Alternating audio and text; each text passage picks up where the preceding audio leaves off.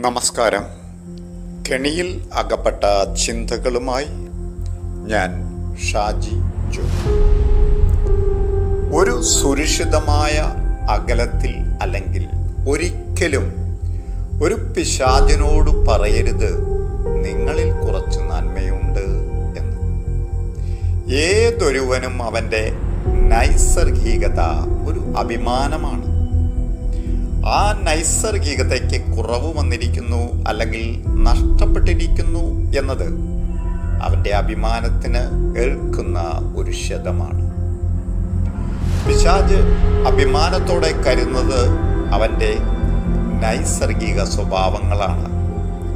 അവ ക്രൂരത, വെറുപ്പ്, അസൂയ, കോപം തുടങ്ങിയവയൊക്കെയാണ്. പക്ഷേ അവയ്ക്ക് കുറവ് വന്നിരിക്കുന്നു എന്നറിയുന്ന നിമിഷം അവ 10 മടങ്ങോടെ തിരിച്ചു വരും. അപ്പോൾ ആദ്യ ഇര തൊട്ടടുത്ത് നിൽക്കുന്നവൻ ആയിരിക്കും. ക്രൂരതയിൽ ആനന്ദം കണ്ടെത്തുന്നവരെ നമ്മൾ സാദിസ്റ്റ് എന്ന് ഇംഗ്ലീഷിൽ വിളിക്കുന്നു.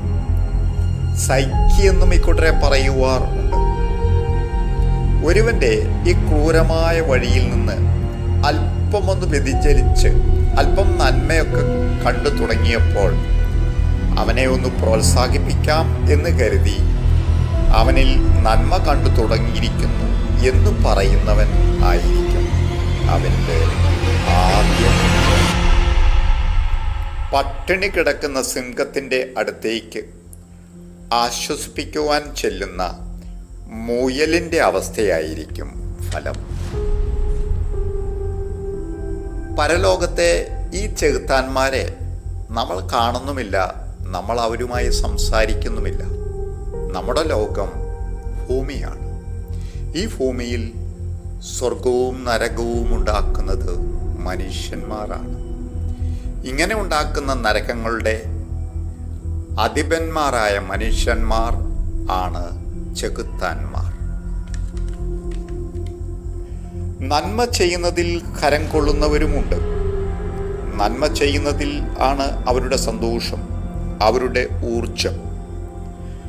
നന്മ ചെയ്യുന്നതിൽ നിന്ന് അല്പമൊന്ന് വ്യതിചലിച്ചാൽ, അവരോട് സൂചിപ്പിച്ചാൽ, അവർ തീർച്ചയായും അവരുടെ നൈസർഗികത ആയ സ്വർഗത്തിലേക്ക് തിരിച്ചു വരും. മനുഷ്യന്മാരിൽ ബഹുഭൂരിപക്ഷവും മനുഷ്യത്വമുള്ളവരാണ്. അതുകൊണ്ട് ഭൂമി മൊത്തത്തിൽ സ്വർഗമാണ്. അനുകമ്പയും കാരുണ്യവും സ്നേഹവുമാണ് ഇവിടെ പ്രസരിക്കുന്നത്, ഇവിടെ വസിക്കുന്നത്. നന്ദി. മറ്റൊരു ചിന്തയുമായി അടുത്ത ആഴ്ച കാണും വരെ ശുഭദിവസങ്ങൾ. നന്ദി. Please share and subscribe this YouTube channel. Thank you.